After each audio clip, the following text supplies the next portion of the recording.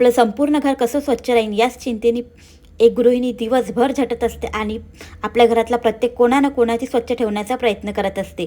पण तिचं सगळ्यात जास्त आवडती जागा जी असेल ती म्हणजे की किचन. आणि ह्याच किचनमध्ये उभं राहून ती प्रत्येकांच्या आवडीनिवडी जपत असते. कोणाला हवं नको हे सगळं बघत असते. सोबतच आपल्या घरामध्ये सामान किती आहे, काय आहे आणि कसं आणायचं आहे या सगळ्या गोष्टीची लिस्ट तिच्या डोक्यामध्ये असते. आणि प्रत्येक आपल्या एवढ्या किचनमध्ये कोणती छोट्यातली छोटी वस्तू आपण कुठे ठेवली आहे हे तिलाच माहीत राहते.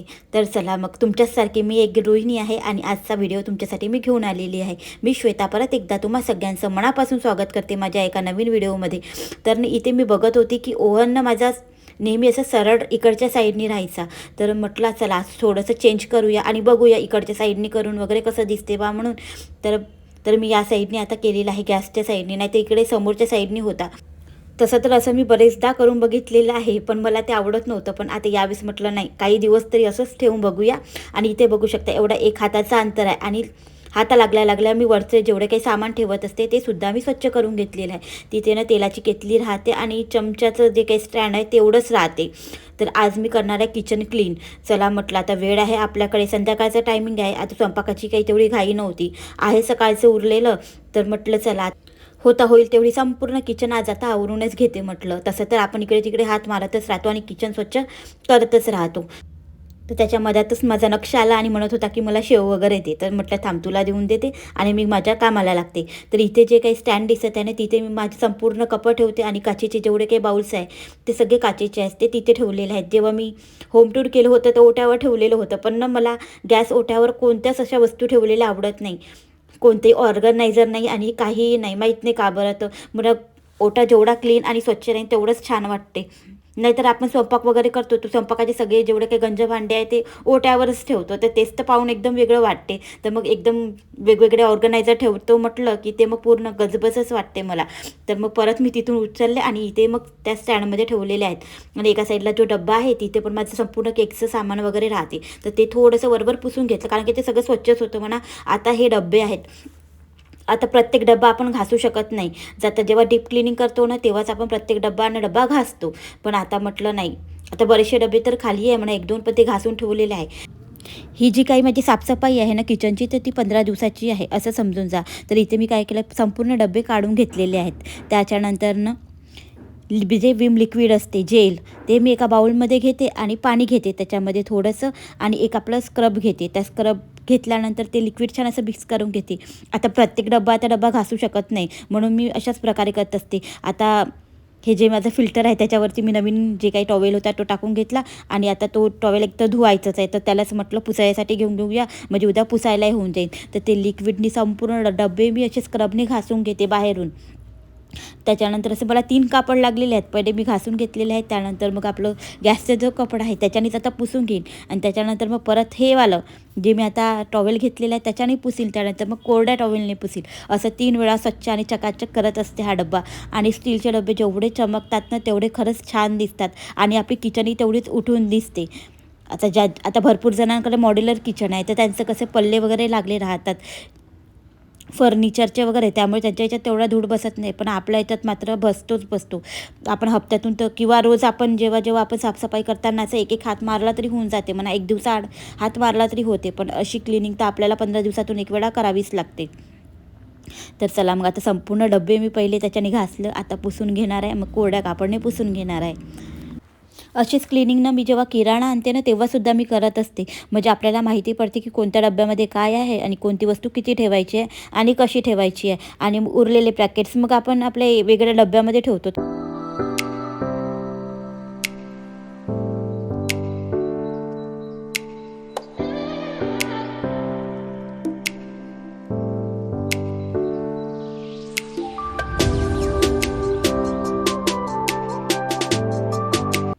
डबे तर मी सगळे स्वच्छ करून घेतलेले आहे, पण जिथे डबे राहते ती जागासुद्धा स्वच्छ करणं तेवढंच महत्त्वाचं आहे. आता एवढी माझी ओपन किचन आहे पण त्याच्यामध्ये एक किडा कॉकरोच मला काहीही दिसत नाही. एखादा किडा जरी दिसला ना मी काय करते, भरकन हातात घेते आणि बाहेर नेऊन फेकून देते. पण तो कुठून येतो काही कळत नाही म्हणा. आता बेसिंगच्या तिथून पाईपातून वगैरे येत असेल कदाचित, पण कधीच आजपर्यंत किडे वगैरे काहीही झालेले नाहीत. आणि तुम्हाला एक सांगते मी, जर तुमच्याकडे किडे होत असेल किंवा काही कॉकरोच होत असेल ना तर हीट एक लिक्विड येतं, तर ते हीट लिक्विड आणायचं आणि ते पूर्ण कोणाकोणामध्ये लावायचं.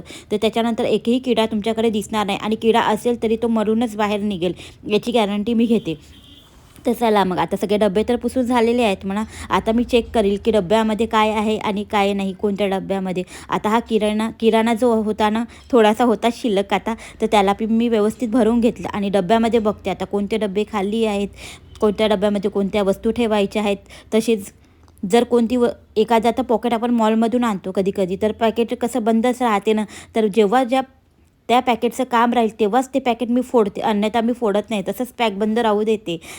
तर चला मग आता आता साखरेचे जे काही आता छोटे छोटे डबे आहेत आपले चहापत्ती साखरचे, तर ते पण आता भरून घेते म्हटलं पूर्ण. म्हणून साखर वगैरे काढून घेतली आणि व्यवस्थित पॉलिथिनमध्येच ठेवते मी साखर वगैरे. आणि कधी कधी जास्त क्वांटिटीमध्ये वगैरे राहिली तर तेव्हाच मग डब्यात टाकते, नाहीतर आम्ही तर गूळ वगैरे यूज करतो म्हणा रोजच्या चहामध्ये वगैरे.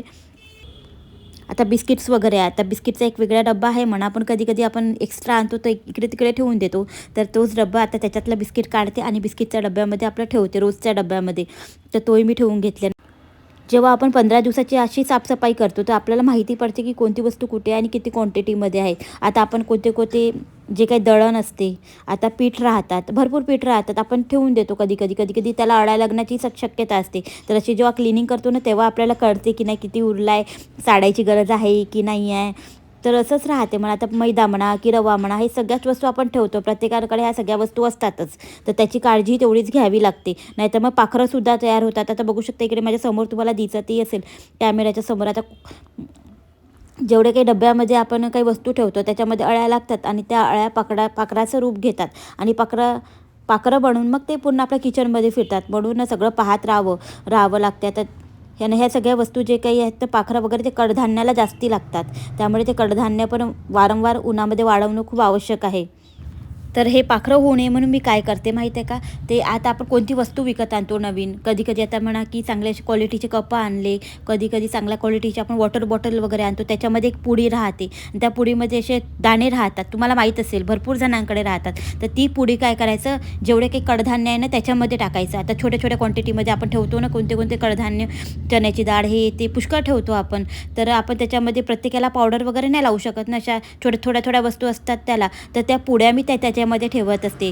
त्याच्यामुळे पाखरं पण नाही होत आणि काहीही होत नाही आपल्या वस्तूला कीडसुद्धा काही लागत नाही.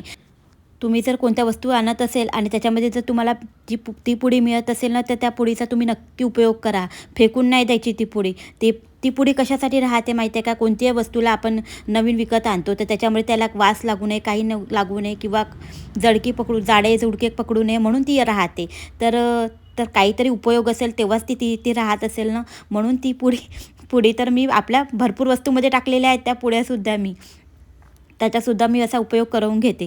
तर चला मग तुमच्याशी बोलता बोलता ते खालचे स्टीलचे डबे झाले, वरती प्लास्टिकचे डबे झाले आणि 2-3 डबे काढून ठेवलेले आहेत. तर थोडं काही काही उरलेलं आहे, आता ते काढते आणि तिखट मिठाच्या डब्यामध्येच भरणार आहे त्या वस्तू जेवढ्या उरलेल्या आहेत ते. आता वरती ते काचेचे बाउल्स आहेत ते पण स्वच्छ करून घेतले आणि इलेक्ट्रिक बोर्ड जिथे मी रोज वापर करत असते तिथे मी माझं पाणीही गरम करते, तिथेच माझा मिक्सर पण आहे, तिथेच माझा मग जो काही रेडिओ आहे ना तो सतत कंटिन्यू सुरू राहतो, तर त्याचाही प्लग तिथेच लागत राहतो, त्यामुळे वारंवार हात लागते. तर तेही स्वच्छ करून घेतलं मी इलेक्ट्रिक बोर्ड. आणि आता मी काम करत आहे तरी माझा रेडिओ आत्ताही सुरूच आहे. मी जेवढा वेळ किचनमध्ये राहते तर मस्त असं रेडिओ लावून देते, कधी बातम्या ऐकायला मिळतात तर कधी मस्त छान असे गाणे ऐकायला मिळतात किंवा संध्याकाळचा वेळ राहिला तर मस्त असं भजन वगैरे लागतात.